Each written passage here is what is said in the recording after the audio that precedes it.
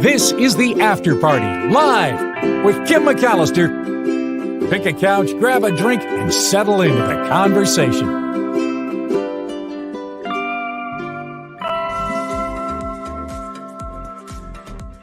The After Party live on a Friday. Love it. Thank you for being here. It is the After Party live, and I have some good stories for you. Also want to let you know it's Tim Sika Friday.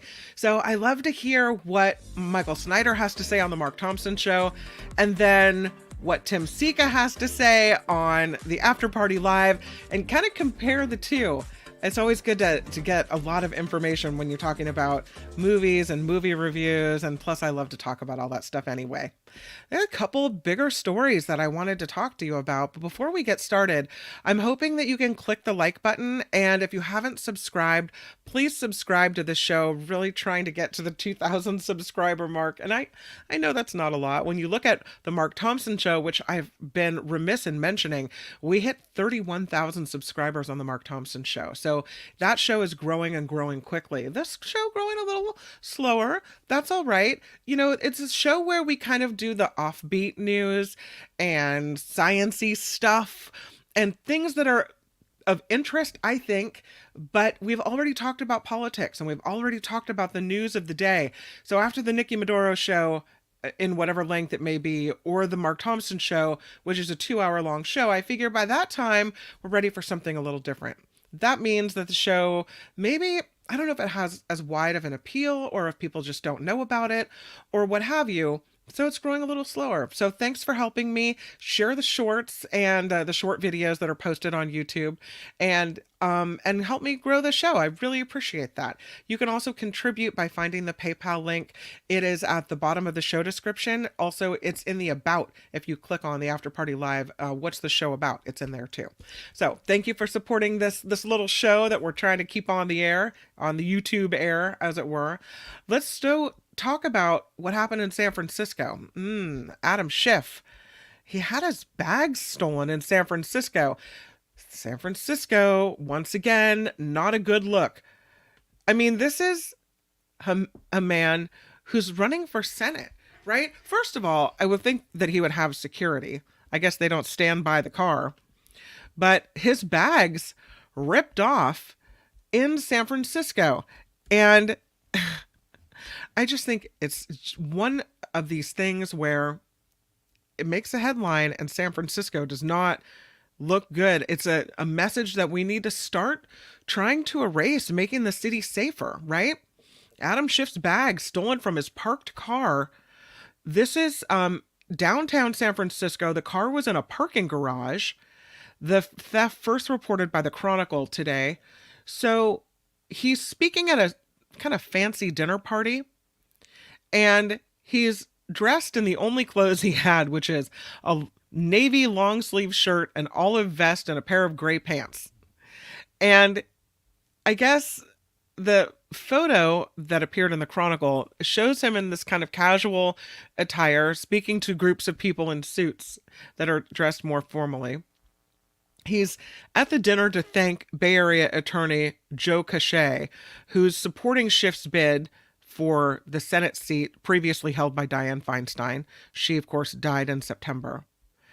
And Lee Housekeeper, who is a press agent for Joe Cachet, says, I guess that's welcome to San Francisco, right? And the even crazier part of this is Adam Schiff had been warned not to leave anything in his car while it's parked in San Francisco. Doesn't that suck that that's the warning we have to give people? But Schiff says was in a real hurry, and he didn't want to be late for his appearance at the dinner party. So I guess he leaves his stuff in the car, his bag in the car, and it's stolen. Stolen. He said he's taken this theft in stride. Yeah, he said they took my bags, but I'm here to thank Joe. So that's the way it is. The car burglaries are such a common thing in San Francisco. Like I always say, listen, if you like it, take it with you. If you like it, don't leave it in the car. If you want to keep it, you have to take it with you. I tell that to my kids even in Petaluma. You know, if you've got a school iPad in your backpack and we have to run into Target for whatever reason, take all your stuff with you. Because if you leave it in the parking lot, and it's not even like San Francisco here in Petaluma, I mean, there's a chance that your stuff's going to get ripped off. But I just think it's a good mentality to always have that, you know, always know that if you leave it in the car, there is a chance that when you come back to the car, it's not going to be there. So, yeah. Poor Adam Schiff. I feel bad that he came to San Francisco and that's what happens. Damn it. Did you hear about these signs? I call them the whale sign. These, I don't want to say they're fake signs because they're real signs, but they're not city sanctioned signs. No, they are not. This story out of SF Gate. These signs were put up by, I guess, a safety group. And they put up these signs because they think it's unsafe for bicyclists and pedestrians on the street of San Francisco. So they're trying to stop cars from speeding, or drivers from speeding down these streets that are popular bike routes. And they took matters into their own hands. You can kind of see, there's a video, and you can kind of see they have a flashlight.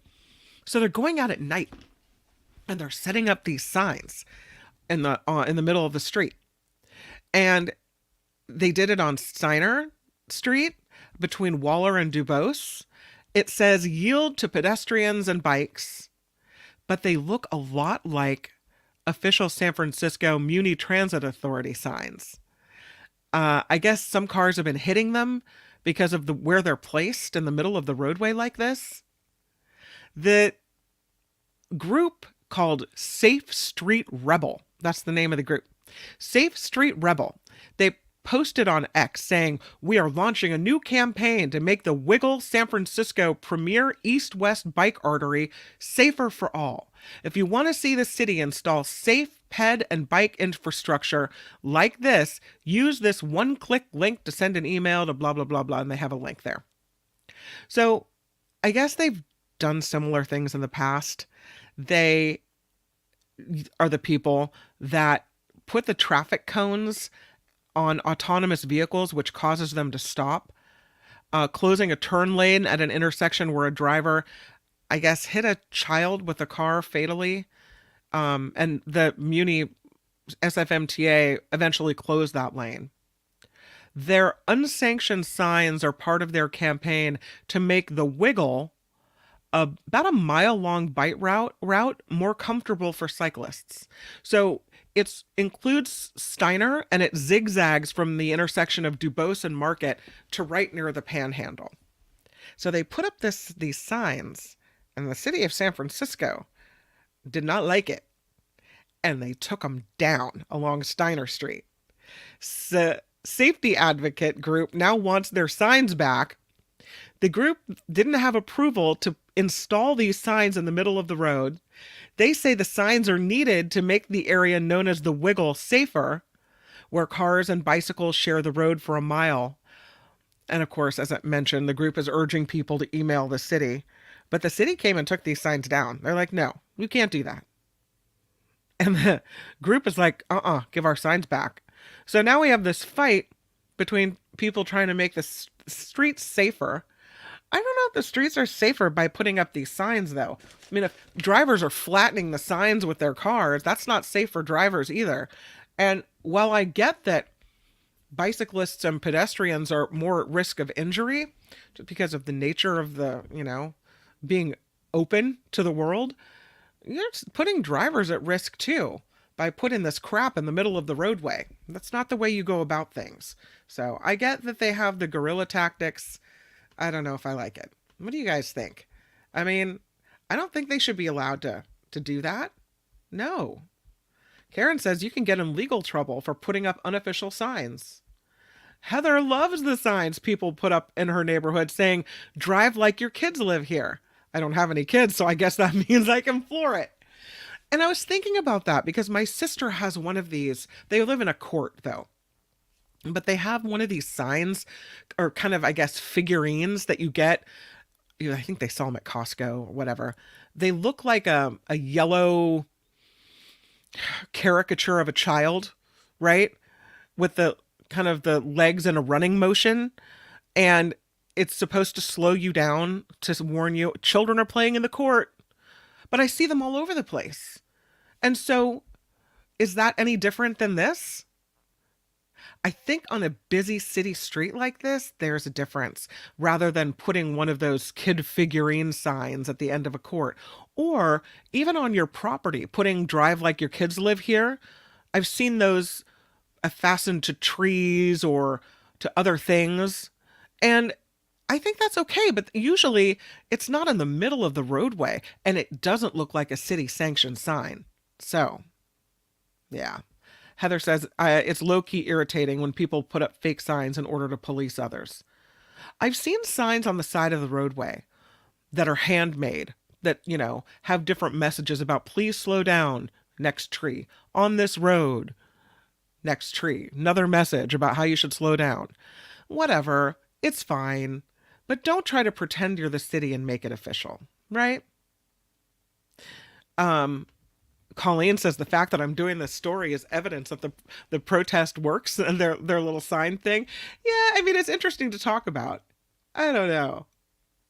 Heather says those signs are obnoxious. Maybe keep your kids out of the roadway instead. I will say I live on a street that's it's busy. It's the edge of a subdivision. So a lot of people have to drive down to get to the smaller streets. And people roar down this road that I live on. And it's annoying and I would love for them to stop.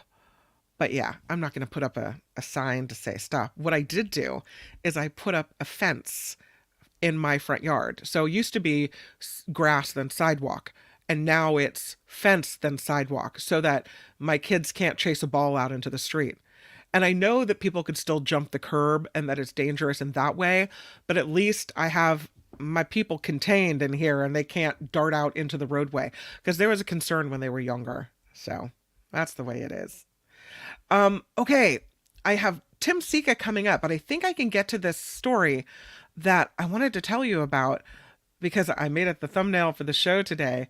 And this is a volcano in the Antarctic. And it spews gold. How crazy is this? Tiny crystals of gold, apparently worth $6,000 a day. That's what's happening. Gold raining from the sky. It's Mount Erebus, Erebus. And it's the southernmost active volcano on the Earth. It's a frozen continent, which features 138 volcanoes. 9 of them are active, including Mount Erebus. This Mount Erebus has a summit elevation of 12,448 feet. It's one of 3 volcanoes that form Ross Island, Ross, like the town of Ross. It's said that it was erupting when it was discovered back in 1841. And scientists are still observing this. They have an observatory up there. And they're looking for extreme life forms that can survive the frozen landscape, but also what's going on with this volcano in the area. So you have freezing and then hot right next to each other. The issue here with the interesting satellite images at the volcano reveal a lava lake. It's been bubbling since at least 1972. And this volcano regularly churns out plumes of gas and steam. It's been known to eject boulders, partially molten rock. They're called volcanic bombs. And so while these volcanic bombs are being shot into the air, also shooting into the air are bursts of gas, spraying tiny crystals of metallic gold. They estimate this volcano kicks out about 80 grams of gold a day, worth about $6,000 a day if you were to go out there and collect it in this hot and freezing landscape. It's been found hundreds of miles away from Mount Erebus. They've detected traces of gold dust in ambient air up to 621 miles away from this volcano. So interesting. All right. I have Tim Sika waiting in the wings. And so, without further ado, I would like you to help me welcome Tim Sika. We are at the movies with my friend. Hi, Tim Sika. How are you? Hi, Kim. Boy, I'm wondering who gets to keep the gold I from that know. volcano. Man, let's give me a piece of that, please. That'd be I nice. think it'd be a little hard to collect it, but Yeah, it feels like I should stand out there with a dish or something and try to collect the gold flakes. really, really, Yeah. absolutely. Yeah. So, the first movie that you are going to review for us is Challengers, which is this sports relationship drama with Zendaya, right? Yeah. Have you seen any of the trailers for this movie? No, I just heard Michael Snyder talk a little bit about it, so I'm interested to hear what you have to say. Oh, I'm interested in knowing what he did. He like it? He did. He thought Zendaya was amazing. Okay, well, okay, all Uh right, okay. I should probably start off by saying that I'm not the biggest Luca Guadagnino fan. He's the director of this movie. oh. Right. I loathed Bones and All. I was in the minority over Call Me by Your Name, which I found appalling for a number of reasons, which people are tired of hearing me go on and on about. So I went into it with that bias. So I think you're going to hear a biased review. But yeah, you mentioned it. The movie stars and was produced by Zendaya, and it co-stars Mike Feist, he played Riff in West Side Story and Steven Hmm. Spielberg's West Side Story, and Josh O'Connor, who was in La Chimera, which we recently reviewed on the After Party. Anyway, it's a sweat and sex and sports relationship drama, and calling it a relationship drama is giving it way more credit than I think it actually deserves. And in it, Zendaya plays, and she is good. I agree with Michael on that. She's Yeah. great. She's always great. But she plays this once famous tennis player who suffers an injury, and so she becomes a coach, right? Because she can't play anymore. And in various ways, she gets involved with best friends Mike Feist and Josh O'Connor, who are also tennis players. And I think the way they're portrayed in this movie, closet homosexuals. Really? Yeah, I mean, you know, the trailer makes you think it's about something else, and and what this movie claims to be about on its surface, I think it misrepresents what it's really about. I mean, that was my take on it. I mean, maybe I misread the trailer, but I thought it was going to be this hot and heavy, menage a trois. And Right. it's really, I mean, it's more about these guys and their friendship, and there's all this like subtle homoeroticism, which I just thought was kind of creepy. Not because I find homoeroticism offensive, but it was because of the way it was portrayed. It's almost like the filmmakers wanted to have it both ways. I mean, you see male nudity in this, you don't see any female nudity in this. So that's weird. Interesting. And anyway, I just found this movie characteristically sleazy. I found it prurient. I found it tawdry. I found it cheap. Oh, I thought it was puerile in its depiction of these three characters. The dialogue would be better suited to be coming out of the mouths of junior high school students than actual adults. For wow. one, I mean, I had all kinds of issues with this movie, but I think I made my point. It also has this underlying pervy feel to it. I don't know. So Here, here, I thought it yeah. was about them fighting over her. I didn't get that. I Okay. mean, that's sort of like the excuse that was being used to like Oh, really. I don't know. I just thought it was.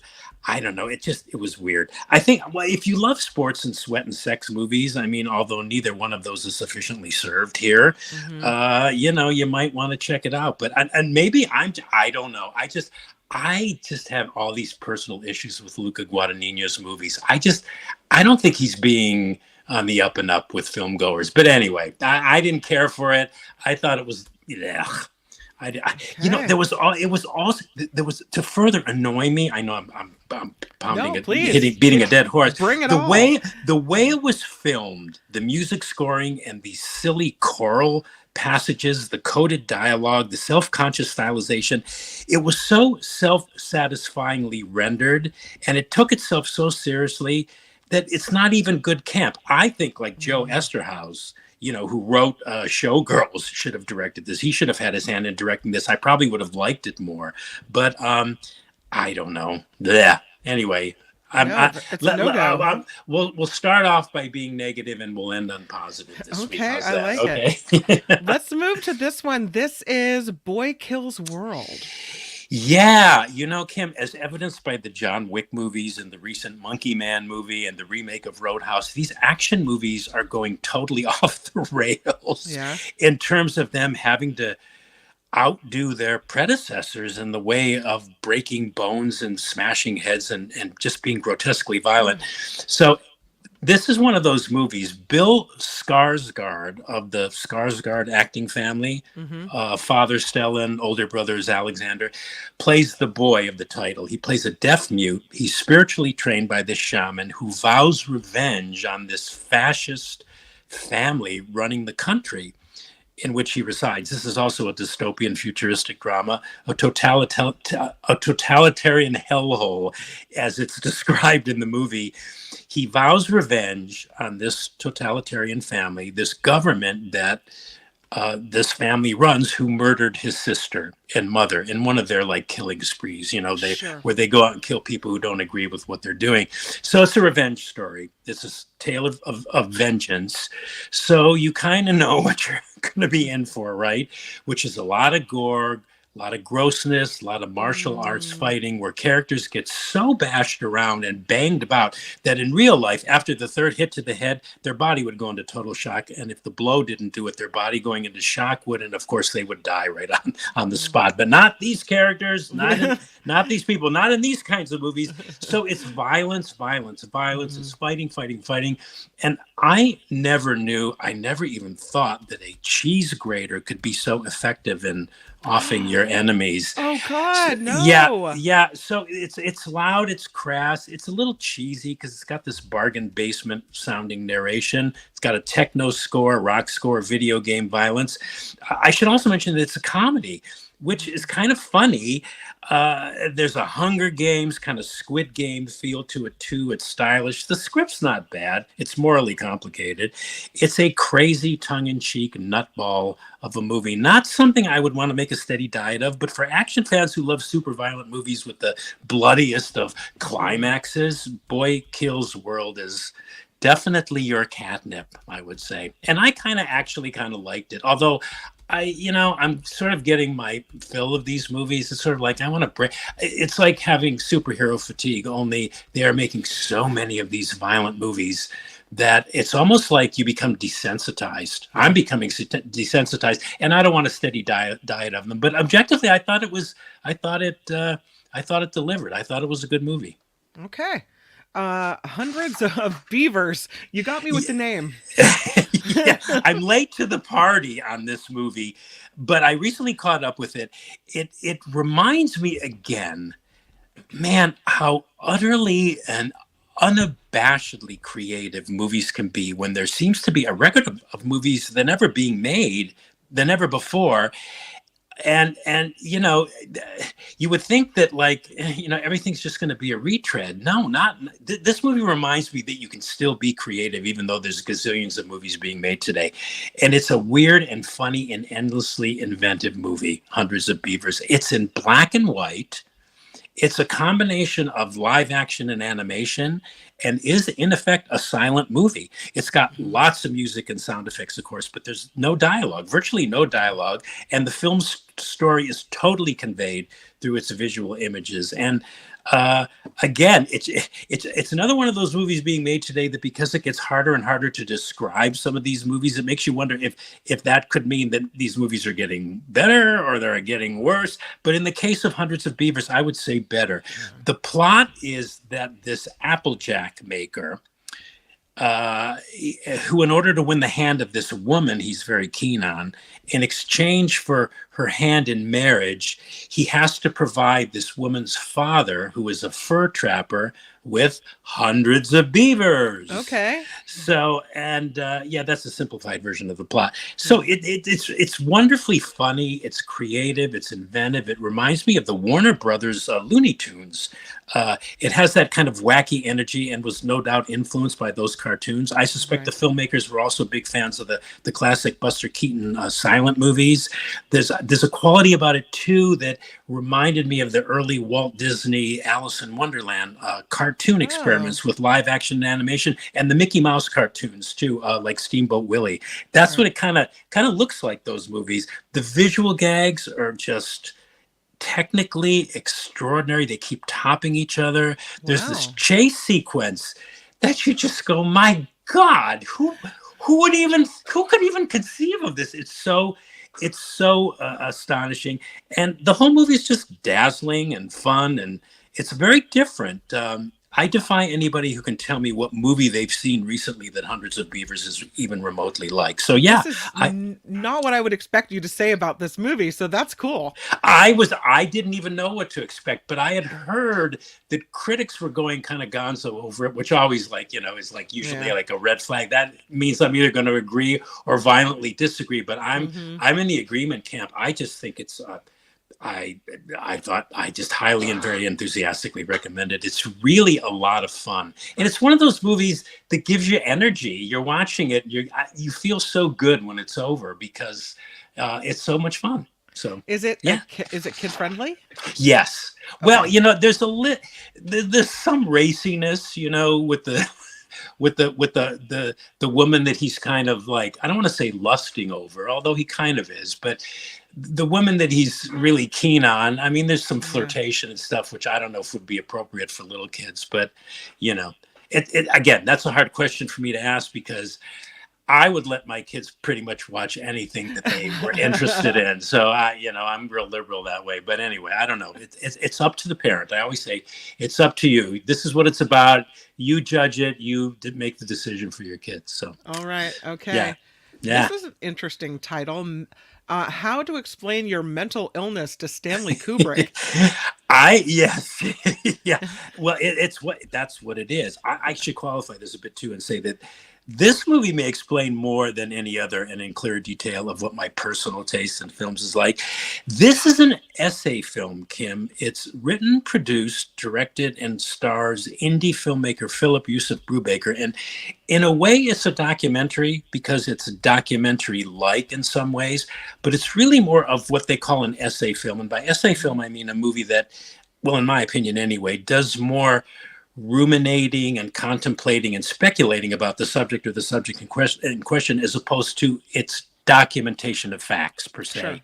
And a movie that makes you look at its subject or themes or its theses in a different way. So in a way, essay films are like conversation starters. So the conceit here, I hope I can explain this because it's kind of meta in How to Explain Your Mental Illness to Stanley Kubrick, is that the director of the film, Phil Brubaker, who directed it, and another actor playing director Stanley Kubrick, right, are having a conversation wherein the director of this film, the real director of this film, Phil Brubaker, is showing Kubrick, as portrayed by this actor, scenes from movies that mean something to him, like Goodfellas and Close Encounters of the Third Kind and One Flew Over the Cuckoo's Nest, with the computer from 2001: A Space Odyssey, HAL 9000, looking on. Very weird. Trying to explain his mental illness to Stanley Kubrick and taking the director to task for misrepresenting the notion of mental illness as much of it is the way it's portrayed in Kubrick films. And very interesting side note here. This is either going to make people want to see this or it's going to make them want to run away from it. The director actually made this film while experiencing some sort of psychotic break. Really. Oh, wow. I know. And I'm sure he won't mind me saying that because I think he said it in interviews. I don't know if moviegoers who are unfamiliar with Kubrick movies, the director of 2001 and The Shining and Clockwork Orange, among others, I don't know if they would enjoy this as much as I loved it because I'm a Kubrick fanatic.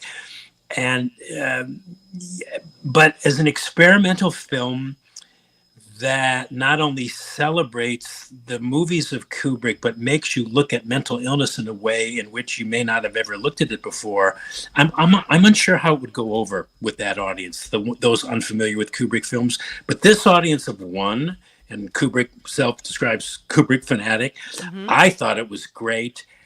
and I think it's bold. I think it's brave because it's so personal. It's a naked film in the sense that the director really bears all. I just think it's brilliant, and I'm talking about it today, Kim, because I want to alert watchers. It's not easily seen, this film, but I want to alert watchers and listeners of the After Party that it will be getting this special screening at the Little Roxy Theater in San Francisco on Saturday. That's tomorrow, April 27th at 1:20 p.m. The director, Philip Brubaker, will be there in person. He's going to participate in a post-screening Q&A moderated by Bay Area filmmaker Jonathan Kiefer. And you just have to see this film, folks. Fans of Stanley Kubrick and intelligent and unique and original movies, it's a must-see. I found it sheer magic, this movie. And yes, it's a serious movie because it deals with mental illness, but it's also very funny. It has a wonderful sense of humor about itself. I loved it. So there you go. You said Little Roxy Theater tomorrow, Saturday, April 27th. At what time? 1:20 p.m.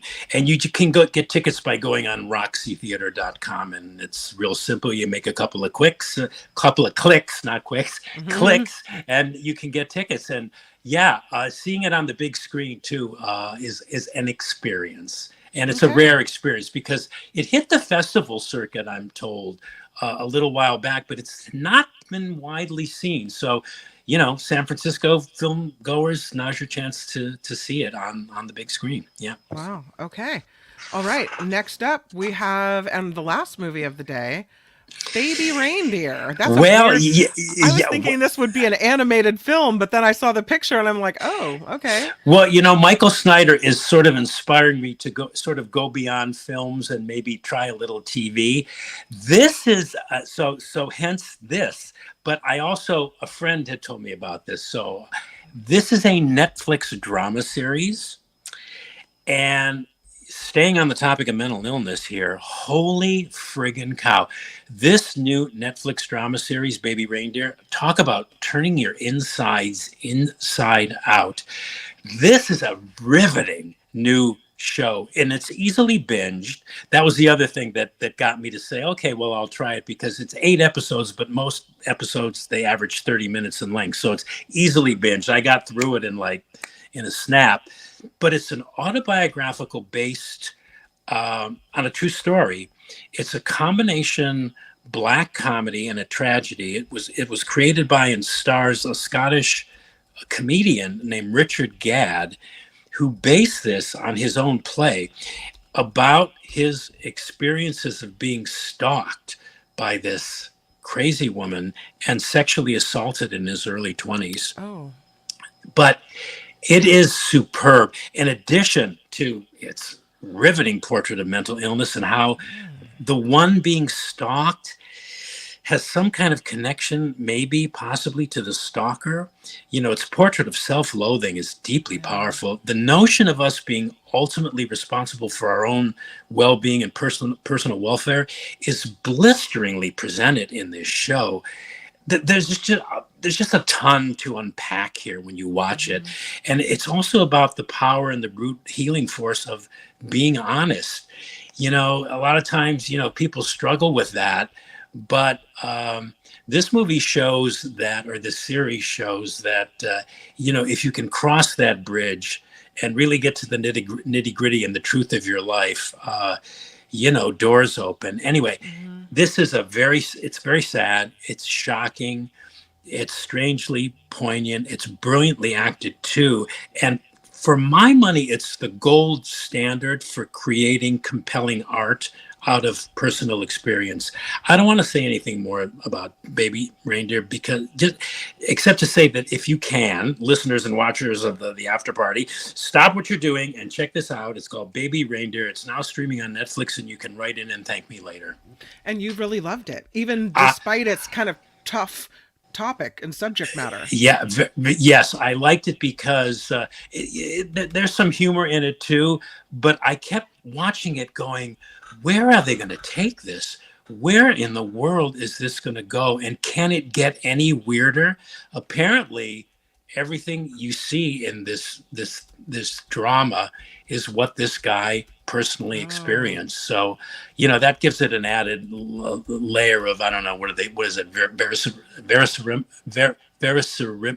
verisimilitude. What is that word? I don't know. Yeah. Anyway, verisimilitude. Verisimilitude is the word. Yeah, Okay. yeah. Anyway, yeah, it's just. We'll ding it, whatever it was. Yes. Not yet. Now, the third episode it sags just a little bit, but it's it's a longer episode, but I encourage people to stick with it because by the time it ends, you're just gobsmacked in a really, really good way. And this shows the power of film, the power what film can do and how it can transport you and take. And, you watch this thing and you go, man, I thought I had problems. Oh, man. Compared to a lot of other people, my problems are teeny tiny in the scheme of things. What some people go through, it just takes your breath away, Let's recap it. Challengers hated it. You hated it. Yeah, you said it was horrible. I thought and it was you awful. thought it cheapened the characters. Oh, you yeah. That they were misrepresenting what they were trying to sell us. Really here. Yeah, you got it. Yeah. You weren't buying what they were selling. No, I wasn't buying what they were selling. Boy Kills World. You said it's violent, it's loud, it's crass, it's a little cheesy, kind of funny though. And if you like this kind of thing, you'll like it because you actually liked it. Yeah. And it's usually, and actually it's usually not my cup of tea. So yeah. A surprise pick of the week. Hundreds of Beavers, this live action animation comedy. You said it's funny and creative and dazzling and fun. You liked it. Yeah, I did. Yeah. How to explain your mental illness to Stanley Kubrick. You said of this movie that it's an essay film and very documentary-like, and you liked it. You said it celebrates Kubrick's films and it makes you think about mental illness. And so if you're a person that's a fan of Stanley Kubrick movies, you'll probably enjoy this, even though it's weird. Yes. It's different. Yeah. And it's weird. It's weird. I should qualify that. It is weird, but it's weird in a really good way. And Baby Reindeer, speaking of weird, you said it's a weird but personal experience story, and you really love this series on Netflix, Baby Reindeer. Yes. Very well summarized there. So there Tim we have McAllister. it. Yeah. Tim Sika, I love you for being on the After Party Live, and I always love your reviews. Thank you for coming on. You. Thank you for having me. I always love talking movies with you, Kim. I actually should let you get a word in edgewise sometimes. No, it's all about you. I want to hear what you have to say. People hear me enough, so this is good. Thank you. Thank you for the opportunity in the forum, and Absolutely. I love being on the show. And we'll talk to you next week, right? All right, sounds good. And I'll make sure that we separate your video and put it out as a separate, so if people are just looking for that, they'll be able to find it too. Thank you so much. Okay, have a good weekend, Tim. Bye. Bye. Bye-bye. Tim Sika, everybody. Love it. We have been at the movies with Tim Sika. There's my little slide for you. All right. I do have some time, so let's bring out some of these other stories that I was looking at. This one I think is really interesting, and I should tell you before we get into it that my grandfather, whom I adored, died of melanoma. I have the whitest skin you've ever seen in your life. If I step out into the sunshine, I turn bright red within 3 or 4 minutes. And then if I stay out, it's a sunburn. So I have to be really careful. So melanoma is a big concern. Again, runs in my family, and I'm not just white, I'm ultra white, okay? So this is an experiment done on this first personalized mRNA cancer jab for melanoma. They're testing it on patients in the UK. It is being called a game changer, not only for melanoma, but it has the potential to stop bladder, lung, and kidney cancer. It is custom built for each person and tells the body to identify cancer cells, and the whole point of it is to stop the disease from returning. A stage 2 trial found it significantly reduced the risk of cancer coming back in melanoma patients. And they call it, according to one of the co-investigators of the trial, so clearly someone with a vested interest in this experiment and this therapy, called it one of the most exciting things we've seen in a really long time. She said, and this is Dr. Heather Shaw. She said it's a finely honed tool to be able to sit there and say to your patients that you're offering them something effectively like the fat duck at Bray versus McDonald's. It's that level of cordon bleu that's coming to them. She said these things are hugely technical, finely generated for the patient, and the patients are really excited about them. So here's how they do it. They create this personalized therapy meant just for your body. They take a sample from, if you happen to have whatever tumor. The sample is removed from the tumor. The DNA is sequenced. Artificial intelligence does play a role here. It's very much an individualized therapy. And they say it's a lot more clever than a regular vaccine in a lot of ways because it's custom built for the patient. They said you couldn't give this to the next patient in line because you wouldn't expect it to work for them. It's not tailored to their body. And she said there's real hope that these will be game changers when you talk about immunotherapy. The phase 2 trial of this found people with high risk of melanomas who got the jab alongside immunotherapy drug Keytruda were about half as likely to die or have their cancer come back after 3 years than those who just had Keytruda by itself. The phase 3 global trial will include a wider range of patients. They're trying to recruit about 1,100 people for this one. At this point, 60 to 70 patients across 8 UK centers are set to be recruited to test also for lung, bladder, and kidney cancer on this one as well. So it's this interest in cancer vaccines that has kind of been sparked in recent years by a better understanding by scientists of how the body controls immune responses, and also by the development of these mRNA vaccines, which makes developing a vaccine based on the immune profile of a patient's own tumor much more straightforward. It could be a game changer. So I wanted to make sure and mention that today because I saw the story and I was like, whoa, this is cool. Here's a wild story. This one, the story comes out of CNN, and here's the headline. A school principal faced threats after being accused of offensive language on a recording. Now police say it was a deep fake. This is affecting regular people.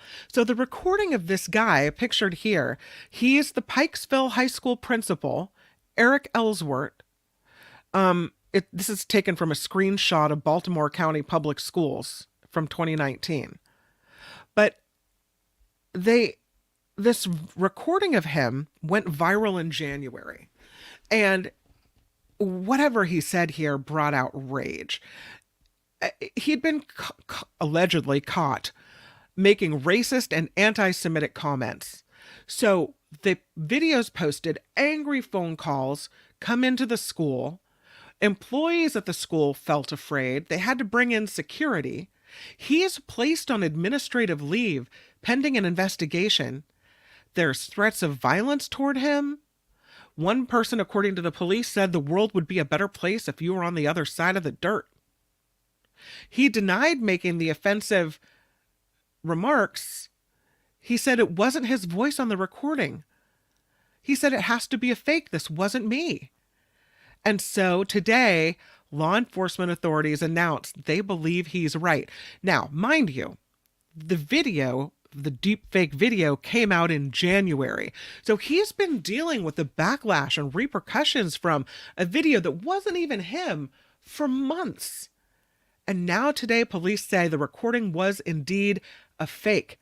And the man accused of making it, a school employee who had clashed with the principal. The man was arrested on charges that include disturbing the operation of a school. A Baltimore County executive saying, "We're relieved to have some closure on the origins of this audio. It's clear," they say, "we are entering a new, deeply concerning frontier." The athletic director, apparently responsible, his job was in jeopardy. The principal was investigating a potential theft involving the high school's athletic director. His name is Dazhone Darien. As unauthorized payment for about $2,000 had been made to Darien's roommate, who was a basketball coach for the school, under the pretense that the roommate had also worked as an assistant girls soccer coach. But when the principal and a colleague looked into it, they found this purported assistant coach had never assisted during soccer season. So Principal Eiswert confronts athletic director Darien about the payment, and Darien said it was a mistake. And this wasn't the first time these two had had a confrontation. The report said Darien previously fired a coach without approval, so Ellsworth asked other administrators to monitor Darien more closely. He'd spoke to Darien about the non-renewal of his contract, about performance challenges, you could put it that way, at work. And it seems like maybe this guy got really, really mad and put this deep fake together. Crazy. And it was apparently sent to other teachers. There's disparaging comments, including one about two teachers, about Jewish people, about black students. Horrible. A teacher who didn't get along well with Principal Ellsworth admitted to sharing it with a student who she knew, would rapidly spread it around social media. The teacher also sent the recording to media outlets and the NAACP because she didn't get along with the principal. So, they were wondering if secret recording devices were planted at the school. So people were taking phone calls in their car instead of the school because they wondered what was going on here. So anyway, it's a deep fake. Total deep fake. Can you believe this? And this is the way that our world is going now. I guess this is what we have to look forward to. Is this type of, you don't know if a conversation is real. It could really look real, right? I mean, it could be like, you believe it. I think we have to start thinking about the people we know and, do we know them to speak this way? I don't know. Ways to test for things. I mean, it's easy for someone to go, I never said that. I didn't do that. But how will we really know now? And now we have to look at everything with a very suspect pair of eyes. A little softer news for you. Nike has come out with this new shoe, new and better, ahead of the Paris Olympics. This new collection of elite footwear, it's called the Super Cycle of Innovation. They have this Nike Air cushioning technology they've developed in 4 new designs as part of a collection they're calling the Blueprint Pack. The Blueprint Pack. So the 4 different designs are the GT Hustle 3 basketball shoe, the 2024 Nike Mercurial football boot, the Nike Victory 2, and the Nike Max Fly 2 spikes for sprinting and middle distance track running. It's really interesting. It's got a double layer of Nike Air pockets. The Nike chief design officer said its increased energy return or bounce provided by the Nike Air will be the difference maker at this year's Olympic and Paralympic Games in July and August in Paris. He said the Olympics represents the biggest platform in sports.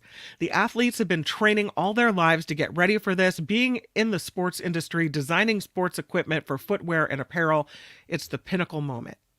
It's an amazing test for them, too. Lets them test every single time, not only new products, new and better products that will allow us to have an incredible platform to innovate and design and put the best foot forward. So that could be Nike advertising, or it could be that these shoes really do have increased bounce. And here's the question. If these shoes really give you an edge and make you bounce more or springier, or I don't know, it's easier to run, you get more bounce and spring in your step, then is it you or is it the shoe? Shouldn't all things be equal? Shouldn't maybe everyone have to wear the same shoe to see who really runs the fastest, who really plays the best basketball? Because if it's about who can afford the whiz bang new generation Nike Super Bounce, makes you faster, makes you fly higher, whatever shoe, then isn't that more about the shoe than you? Now, granted, put that shoe on me, I'm still going to suck at basketball, right? Put that shoe on me, I'm still not running down the track like an athlete. But again, all things being equal, that's the question. Is it the shoe or not? Walter says, I'd never spend that much for shoes. I don't know. Wes, don't do it. Wes says, I'll do that over the weekend. Make a deep fake voice of Kim and send her the video of her saying things. And it depends. What are you going to make me say? I don't know. Deidre says, rescue teams. Oh, you're talking about, I don't know what you're talking about. Encourage her to swim out to the open ocean, according to the press release. I must have missed a story that you guys are talking about without me. I don't know. Oh, are you talking about you're talking about, I have a picture. Forget the shoes. You're talking about Brave Little Hunter. Or Deidre says, just in, the orca calf stranded in the British Columbia Lagoon for more than a month has swum out on her own. Oh my gosh, what great news. Although, I worry because they said she couldn't survive unless she met with her pod, right? Yeah, you're right. Deidre, thank you so much for the information and for the update on this one. This is great news. I'm so excited. Here's another picture of Brave Little Hunter. And here's the story. So excited to hear this because I've been rooting for this little one. Of course, backstory on Brave Little Hunter.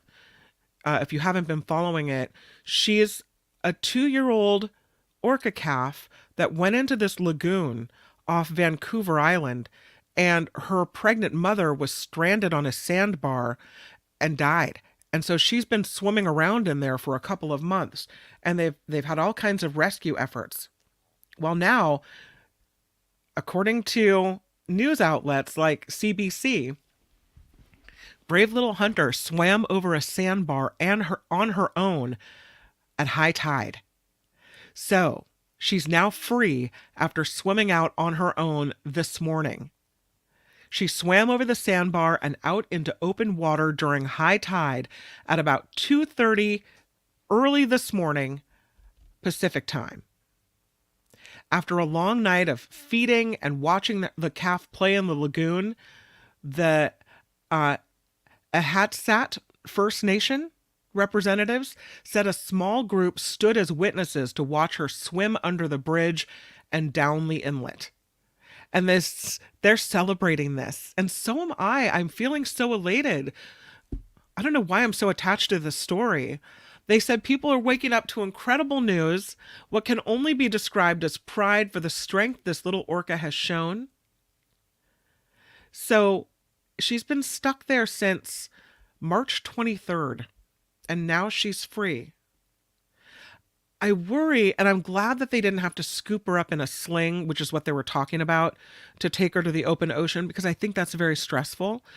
But I'm so happy she's free, but I worry about whether she's going to find her pod or not, because they said if she doesn't, then she won't survive. So they were going to put her, remember, in this open pen, or this pen that had been used to farm salmon, until her pod came by, and then set her free so she could meet up with them. So I don't know if that's going to happen. They say, yeah, primarily that she's overcome significant hurdles, but she needs to be reunited with her pod. If she's able to find her pod, then they're very sure she'll be adopted by her family members.